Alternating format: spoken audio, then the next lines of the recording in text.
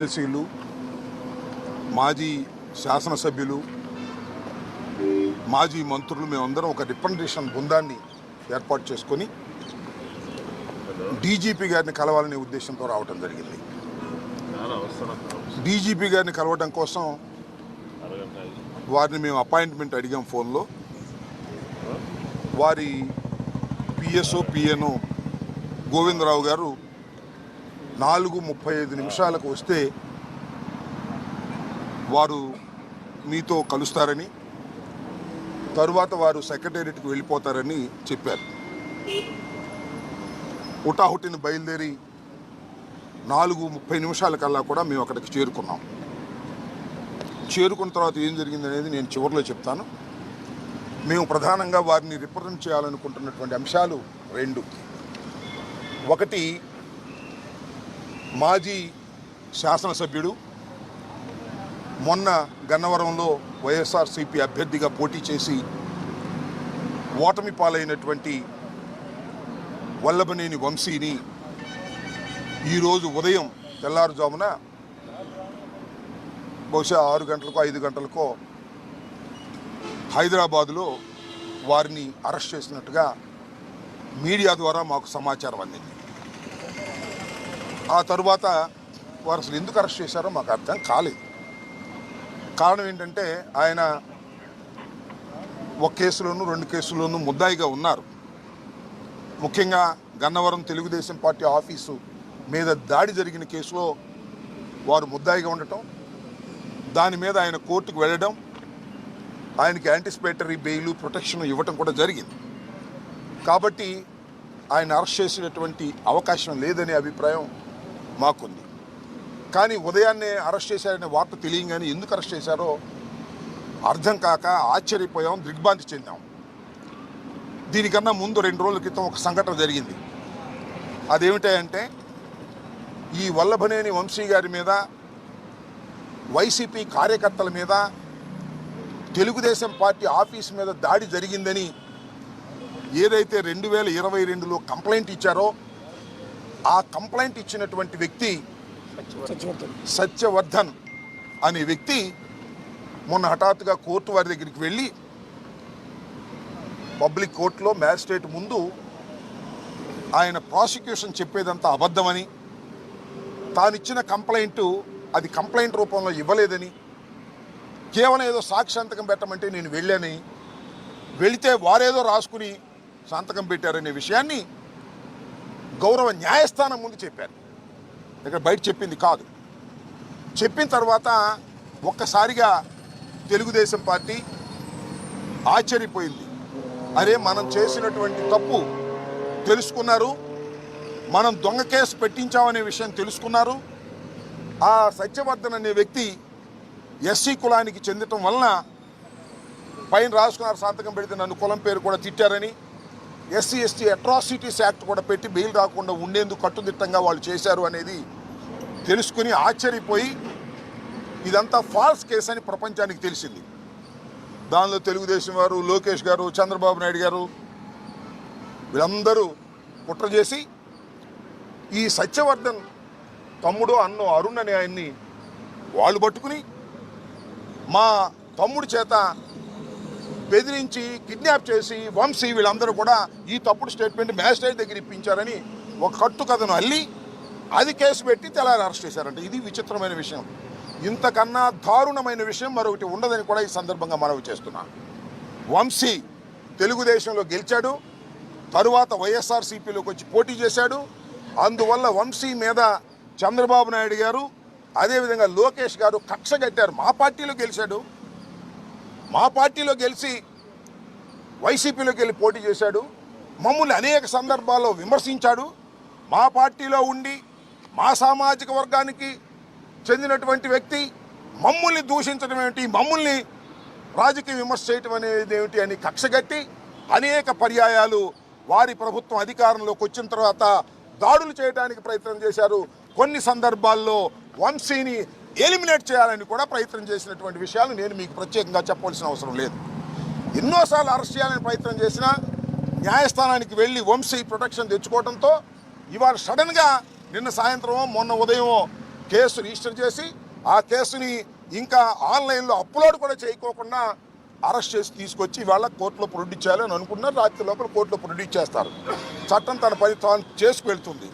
ఇది అన్యాయం.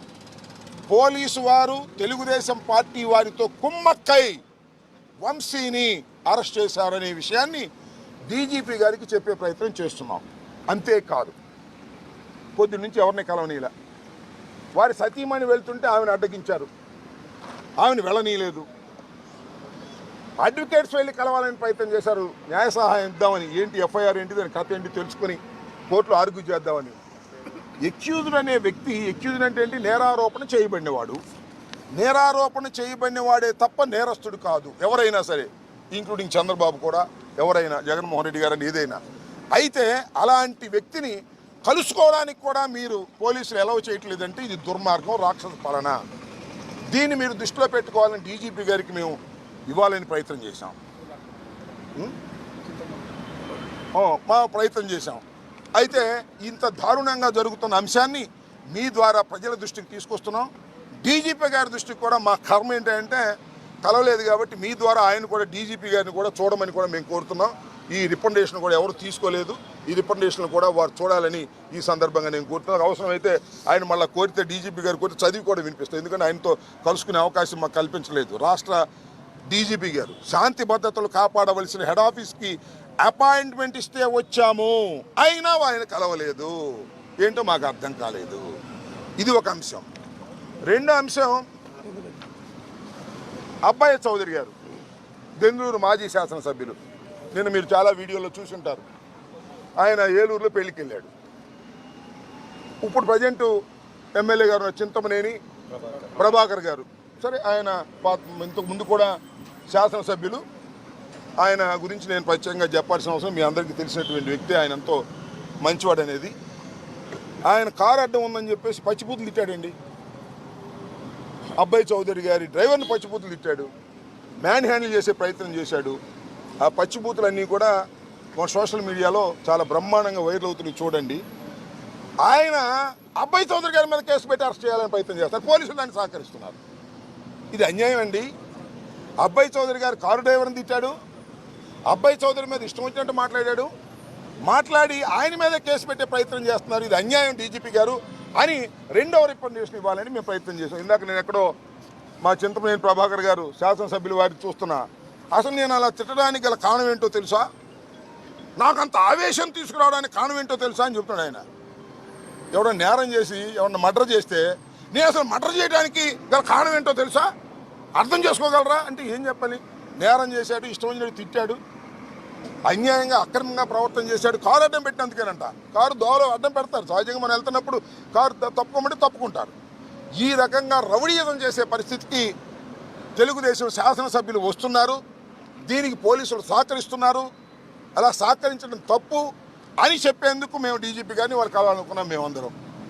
కానీ ఆయన కలవలేదు. ఆయన చట్టబద్ధంగా ఉన్నటువంటి వ్యక్తి కాబట్టి డీజీపీ గారు గౌరవనీయులు, ఐపీఎస్ ఆఫీసర్, మిమ్మల్ని కలవకపోయినా, మా రికమెండేషన్లు ఆయన తీసుకోకపోయినా ఆయన యాక్షన్ తీసుకుంటారు. ఈ ప్రెస్ చూస్తారు, ఈ మీడియా సమావేశం చూస్తారని నేను అనుకుంటున్నా. చూడకపోతే మా కర్మ, అది మేమేం చేయలేము.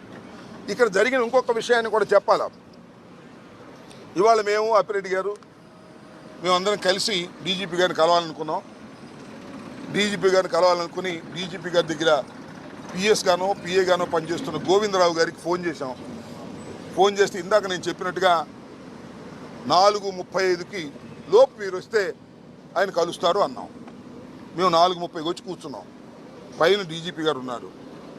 అరగంట కూర్చున్న తర్వాత డీజీపీ గారు వెళ్ళిపోయారని చెప్పారు. వెళ్ళిపోయారు. సరే వెళ్ళిపోతే మేము ఏం చేయాలి, ఈ రిప్రజెంటేషన్ ఎవరికైనా ఇస్తామా అంటే ఎవరు తీసుకోలేదే, ఎవరు తీసుకోమన్నారు. నేను డీజీపీ గారు వెళ్ళిపోతే మేము ముందు అడిగి అపాయింట్మెంట్ తీసుకుని డీజీపీ గారి దగ్గరికి మేము వచ్చాం కదా. ఆయన బిజీగా ఉంటే ఉండదు, తప్పులేదు. తప్పు డీజీపీ గారు రాష్ట్ర శాంతి భద్రతలు కాపాడవలసినటువంటి ప్రధానమైన వ్యక్తి కాబట్టి బిజీగా ఉండొచ్చు. మా బోటి వాళ్ళని, అపోజిషన్లో ఉన్నటువంటి వాళ్ళని, మంత్రులుగా ఊడిపోయిన వాళ్ళని, ఎమ్మెల్యేలుగా ఊడిపోయిన వాళ్ళని కలవలేకపోవచ్చు ఆయన అంత బిజీగా ఉంటే. కలవకపోతే నా ఇన్ఫీరియర్ ఆఫీసర్ ఇంకో ఆఫీసర్కి ఇవ్వండి అని ఎండార్స్ చేయాలి కదా గౌరవంగా ప్రజాస్వామ్యంలో. అది కూడా లేదు. ఎవరైతే తీసుకుంటారంటే ఎవరు తీసుకోరన్నారు. చివరికి గోడకు అంటి చూద్దాం, ఇక్కడ అంటించడానికి వెళ్ళేదన్నారు. What is this? ఎంత దుర్మార్గంగా ఉంది ఈ పరిపాలన అడుగుతా ఉన్నా. చంద్రబాబు పరిపాలన దుర్మార్గంగా ఉంటే పర్లా, లోకేష్ పరిపాలన దుర్మార్గంగా ఉంటే పర్లా, లేదా హోంమంత్రి అనిత గారి పరిపాలన దుర్మార్గంగా ఉంటే పర్లా, డీజీపీ గారి పరిపాలన ఆయన పేరేంటి, హరీష్ కుమార్ గుప్తా గారి పరిపాలన కూడా ఇంత దుర్మార్గం ఉంటే ఎలాగంటున్నా?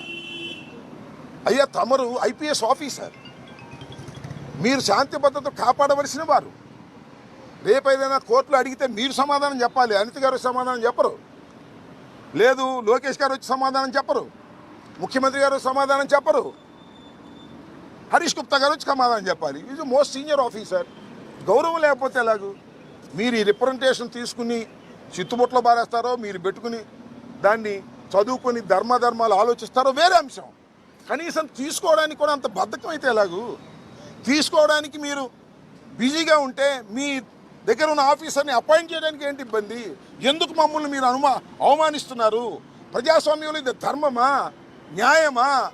ఆలోచించబోయి మనవి చేస్తున్నాం. కాబట్టి ఇలాంటి దుర్మార్గమైనటువంటి పరిపాలన పోలీస్ యంత్రాంగం చేయటం చాలా బాధాకరం. ఇవాళ కూడా నేను మనవి చేస్తున్న హరీష్ గుప్తా గారిని, the senior most IPS officer, DGP, ఇప్పటికైనా ఈ రికమెండేషన్లు మీరు ఎవరైనా పంపించి తీసుకోండి, లేకపోతే మళ్ళా వచ్చి ఇవ్వమంటే మళ్ళీ ఇస్తాం. Take immediate action. ఇవాళ వంశీని ఉదయం 6 గంటలకు అరెస్ట్ చేసి ఇవాళ రాత్రి లోపల మీరు వితిన్ 24 అవర్స్ లోపల మీరు హాజరుపరచాలి. హాజరుపరచకపోతే అది మీరు చట్ట వ్యతిరేకమైన కార్యకలాపాల కిందకు వస్తుంది. అసలు ఫాల్స్ కేసులు పెట్టి మీరు చంద్రబాబు నాయుడు, లోకేష్ గారు చెప్పినట్టుగా ప్రవర్తించడం పోలీసు యంత్రాంగానికి సరైనటువంటి విధానం కాదు అని చెప్పి వెళదామని వచ్చాం.